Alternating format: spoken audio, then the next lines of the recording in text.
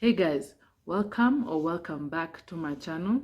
If this is your first time watching my videos, I'd request you to go and start with the 5 love languages introduction, then calm down.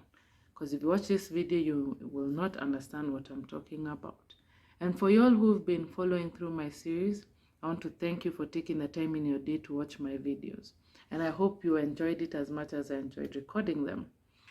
So for this video, I had said I was going to do the how to gauge your partner's or your love language, in case you hadn't understood. And yes, I'll do it, but just allow me, please, to go through some points I thought are important. Again, I said I didn't want to miss out on information. So after each love language, he would give you like practice points to learn to work towards learning the love language of your spouse or your love language. For words of affirmation, 1 point, set a goal to give your spouse a different compliment each day for 1 month. If an apple a day keeps the doctor away, maybe a compliment a day will keep the counselor away. You may want to record these compliments also, so you will not duplicate the same compliments or the same statements. So it's pretty simple. Decide, maybe you can write them down. So write all the points you'd give for 1 month. So if there are 30 days or 31 days in a month, and they can be short, really short. You don't have to give long compliments, just compliment where your spouse has done something good, or they have put effort in this, or they like it when you call them beautiful. Compliment their beauty, how they dress, how they have done their makeup, how they have cooked, how they have kept the house, stuff like that. Just one compliment a day, and ensure you don't repeat the same compliment.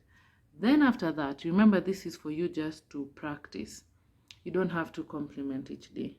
And I'm not saying you deny your spouse the compliments, but it doesn't have to be every day. All right? You're just learning. You're practicing. Practical exam, right? So just do that, and it will build your confidence, and it will also build, not your confidence, it will make it easy for you to speak your spouse's love language, which is words of affirmation. Another point is compliment your spouse in the presence of his or her parents or friends. You will get double credit. I keep saying times 10, it'll be times 20 when you do it in public and in front of people they care about. Your spouse will feel loved, and the parents will feel lucky to have such a great son-in-law or daughter-in-law. I believe parents love it when they know their child is being loved by someone. And even when you say those compliments in front of friends, those friends know this person is truly loved. And even them, they would desire, if they're single, they would desire a spouse like that. And at the end of the day, the happiest person is your spouse. The way in the I explained, the wife who was good at writing, and the husband complimented her, and now she's a well-renowned writer. That's what this is about. Complimenting the strengths changes the mind. Last one on words of affirmation. If you find speaking words of affirmation is difficult for you, because you have to remember this is not natural, practice in front of a mirror. So you can put sticky notes on your mirror with written down words of affirmation that you would speak to your spouse. Then even this one will enable you to hear the tone of your voice. Are you being sincere? Are you putting it in a way that would come out harsh even to you the way you're saying it? Is it being said with love? This will help you. So you can practice. And you remember, this practice of looking at the mirror is something you don't want your spouse to know you're doing. Yeah? This is for you to learn so that you can compliment them. Yeah. But anyway, if my husband was not words of affirmation and by chance he left the sticky notes on the mirror, I would be so pleased to see that he's working towards learning my love language. So it can work either way. The next one is quality time. So I'll be giving you practical points for, remember these are practical points for each love language. So this is now quality time. You can ask your spouse for a list of 5 activities that he or she would enjoy doing with you. Make plans to do one of them each month for the next 5 months. That's nice. If money is a problem, space the freebies between the we can't afford these events. Instead of saying we can't afford, find events that are free. In your neighborhood or in your country or in your area, you know what events are fun and they don't cost money. So not everything has to be about money, right? So every activity doesn't have to cost any money. Remember, it's about doing something they enjoy and spending time with them. So not everything is about money. Another one, I like this. Ask your spouse where she or he most enjoys sitting when talking with you. The next week, call her or him one afternoon and say, I want to make a date with you one evening this week. So sit on the yellow sofa and talk. To sit on the yellow sofa and talk. Which night and what time would be the best for you? So it says here, don't say yellow sofa if her favorite place is in the jacuzzi. So what's your spouse's favorite spot? Remember, this is work, yeah? Now you understand what I'm saying. This is not for people who don't see a future with a person, because this is way too much work. I mean, this work, I can only put it in someone who is my spouse. Go to the city park, but I live in Nairobi, so this would be Karura Forest. Go to the city park and rent bicycles. Ride until you are tired. Then sit and watch. Then just sit and watch people. Because here it says watch the ducks. I don't think as you have ducks in Karura.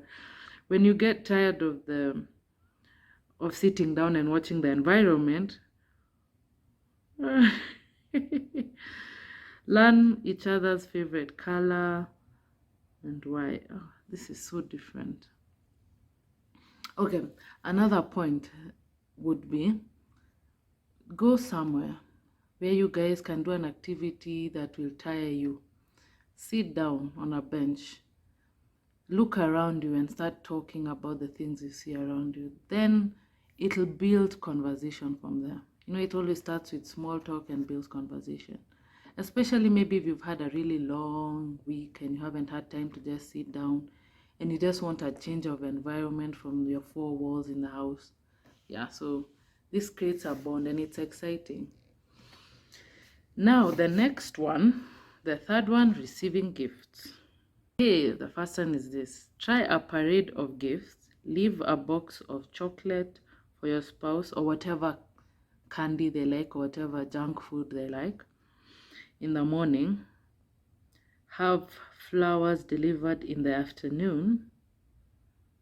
Give him or her a shirt in the evening. No, sorry, give him a shirt in the evening because a shirt is for the man. When your spouse asks, what is going on? You respond, just trying to speak your love language. Because they'll be amazed. 3 gifts in one day, or 2 gifts or 1 gift in one day each day. But remember, they don't have to cost money. You can write personal cards from your heart. If you're a writer and you like poetry, you can write a poem to your spouse. It doesn't have to cost money all the time. But again, sometimes it does.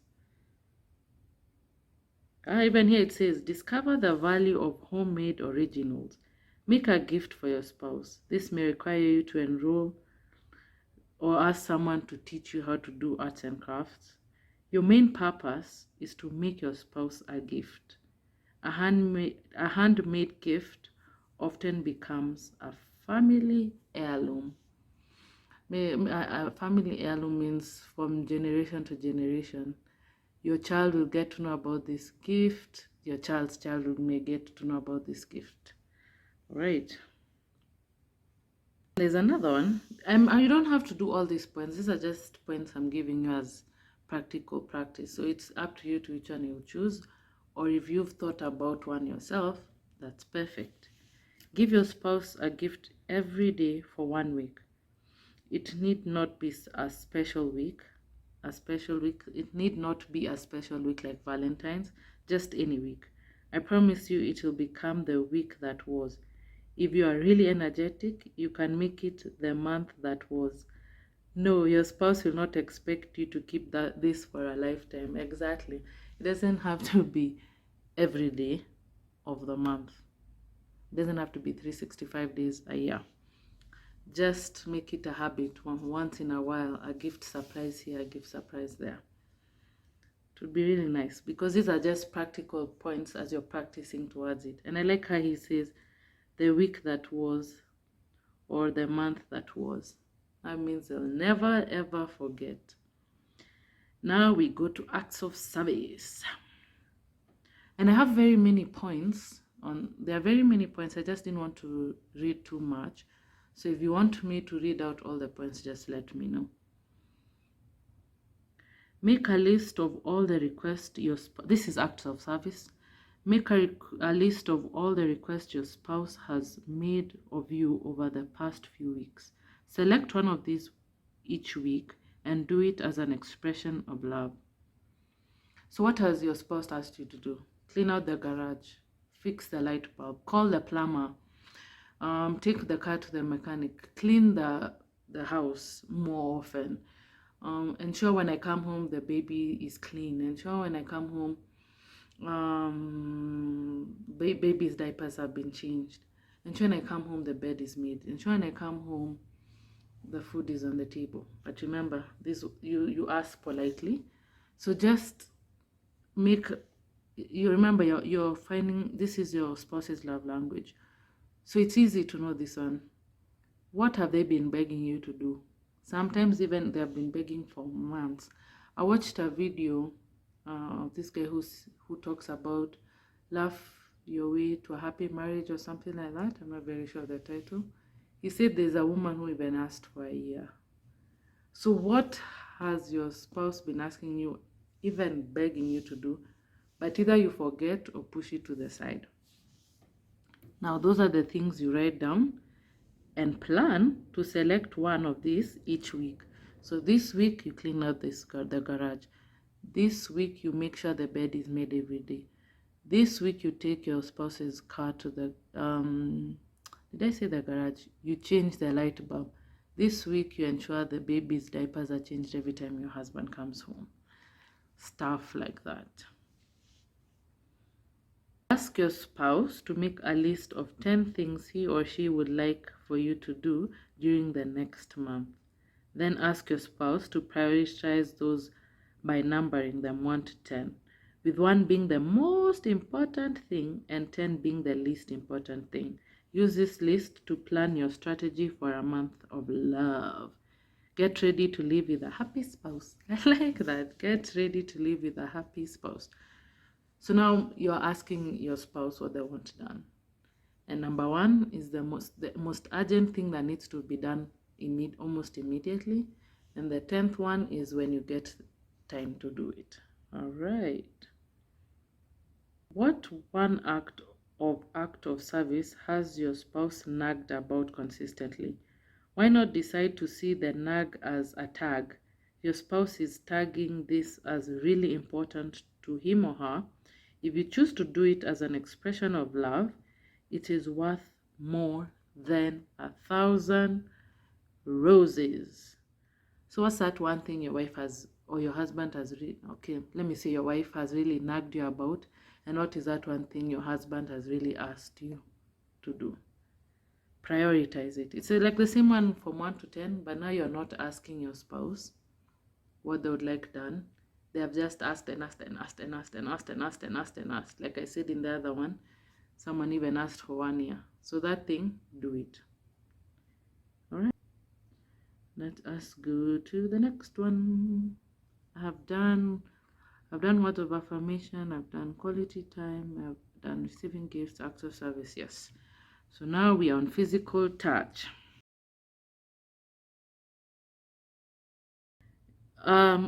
As you walk from the car to the shopping mall, and remember, no pressure if you don't have a car. If you're walking from somewhere to somewhere, it doesn't matter which direction. Reach out and hold your spouse's hand, unless of course you have so many children to hold their hands, because you know kids now, they'll always want, daddy hold my hand, mommy hold my hand. So if there's not that distraction, just reach out and hold your spouse's hand. While eating together, let your knee or foot drift over and touch your spouse. Wow.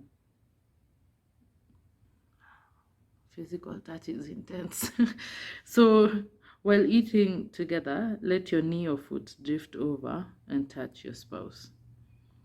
Then he makes a joke here, be careful you're not rubbing the dog. Walk up to your spouse and say, have I told you lately that I love you? Take her in your arms and hug her while you rub her back and continue. You're the greatest. You're the greatest. Oh, I like that. And remember, this is not about it being sexual. This is speaking the love language. While your spouse is seated, walk up behind him or her and initiate us. And let me read that again. While your spouse is seated, walk up behind her or him and initiate a shoulder massage. Continue for 5 minutes unless your spouse begs you to stop.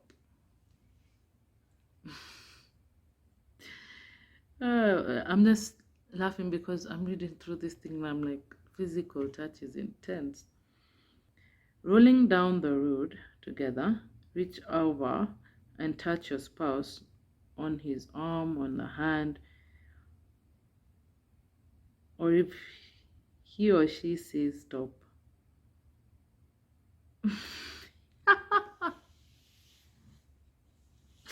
I'm not going to go more into that one. That who has got it because he says, I'm done. So now I just wanted to do those points to help you now practice the spouse's love language. And if those points have hit home because that's what you desire done for you, that's your love language. Practice, practice, practice. Practice makes perfect. It may not be perfect, but they will notice your effort. Now, I had said I'll give you points to gauge. If they are words of affirmation, when you compliment them on their, you say, oh, you're very handsome. I just love the way you look. I like the lineup you've done on your beard. I like the way the haircut has been done. Oh, I like your makeup. I like the way this dress fits you. This suit looks good on you. I like the way you did that for me. It was really helpful. I like the way you did that for the children. I appreciate you very much. If your spouse reacts with either they have the skin tone to show blushing, or they smile broadly, or with their friends, with people close to them, they keep sharing how you make them feel loved because you're always complimenting them, you tell them words that they like to hear, that means your spouse says words of affirmation. Now it's up to you to know if it's encouraging, kind, or humble. But also, I need to say this, some people it's all three, because humble words, kind words, encouraging words go together. Then now we go to quality time. If your spouse, and then sorry, for words of affirmation, that's how you also know if that's you. If you like receiving compliments from people, even sometimes strangers, if you're not married, that is, That's how you know compliments is your number one. Because for some, they would rather someone does acts of service than compliment. So that's how you know. If your quality time, this is how you know your quality time. You keep begging your busy spouse to give you time. Yet the spouse will say, but I work so hard to provide for you. Do you lack anything in the house? Do the children lack anything? I've given you everything you've ever needed. To them, they are loving you the way they know how to be loved, with acts of service. But you want time to sit down and just talk. Talk about your day, talk about their day, talk about your life, talk about anything. That's you. That's how you know your spouse is quality time. And you, that's how you know you are quality time. When you really beg for time, or if you don't beg, you really enjoy when the time is given to you. You enjoy when they don't use their phone, when they put off the TV, every distraction is put aside, and their main focus, they give you eye contact, their main focus is you.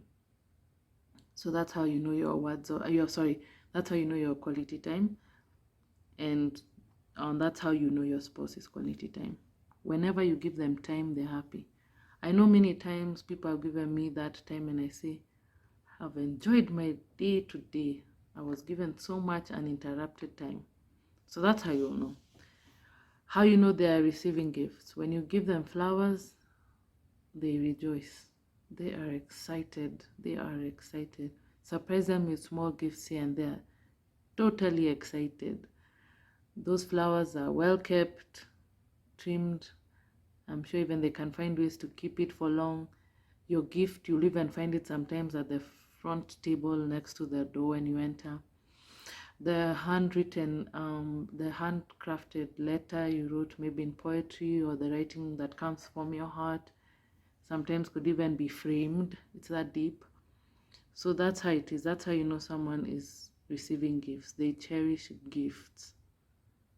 Someone who doesn't cherish gifts, not cherish, sorry, doesn't feel loved when they have gifts, they won't remember. And not with malice or anything, but they can be stuffed in a drawer. If it's, let's say, they'll read the letter and they say, oh, that was so nice, but then they won't frame it, or they won't put it in a special box, or they won't be happy to, not happy, I don't use the wrong words, they won't go around showing everyone, not everyone, they won't go showing or talking about the letter a lot. That's how you know. So this is, so remember, there's one of presence of self when you're there for someone. And when you're there for that person, you don't have to necessarily talk. You don't necessarily have to be intimate in terms of doing physical touch, of holding hands, giving hugs. Your presence is a gift because they understand it was a sacrifice. And when you sacrifice self to give them, you give yourself as that gift, they cherish, they love, they appreciate you. All right. When someone is acts of service, this is how you'll know. They'll always beg you to do something. And many don't like to repeat themselves, but just look back and see that thing your spouse asked you to do, and they would have really liked you to do, but you kept ignoring it because you didn't have time, or you are too lazy or tired to do it. That's how you know the acts of service. And then how you'll know your spouse's acts of service, they'll always be ready to do something for you. And without complaining, without getting tired, without getting bored, they'll do it. I know how to serve. I serve in ministry, so I know how to serve. But serving for me is more of, it was learned. It wasn't natural. It wasn't natural for me to serve. I learned it in ministry. So that's how I noticed, even when I get married and my husband is acts of service, I'll be able to serve him. And it's not because that is my love language. No. It's because I've just learned how to serve because of church ministry. So some people know how to learn because either their parents brought them up saying, you need to do this for your husband, you need to do this for their wife, but that doesn't mean that is their love language. And I think this is one of the love languages that is confused, and many think they are. because we've been brought up by our grandparents, we've been brought up by our parents, our guardians, whoever it may be, and taught now, especially as women, we are taught how you need to serve your husband. When he comes home, remove his shoes, hang his jacket, make sure his food is on the table. And I'm talking traditionally. Or you just know your husband needs to be served in a certain area. Those are things we were taught. Some, when they were taught, it was easy because it's natural, their love language. And us, we've had to learn. Like me, I learned with church ministry. So just because you know how to serve doesn't mean acts of service is your love language. So with this love language, you need to watch out.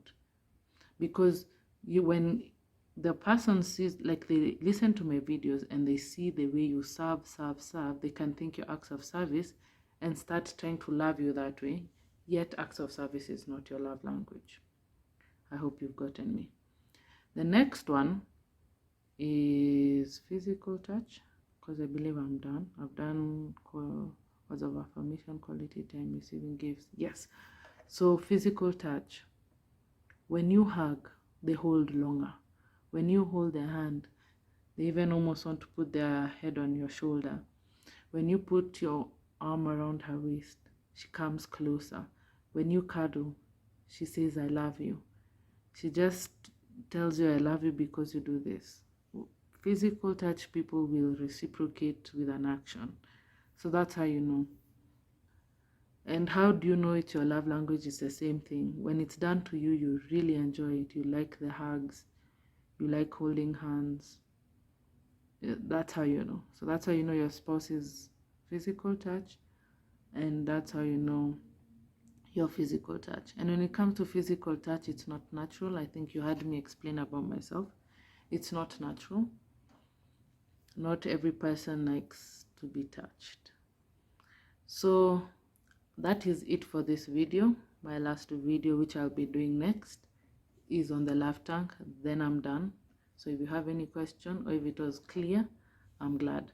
Whichever way, I'll be happy to answer your questions, and I'll respond to your comments if there are any. Peace, guys.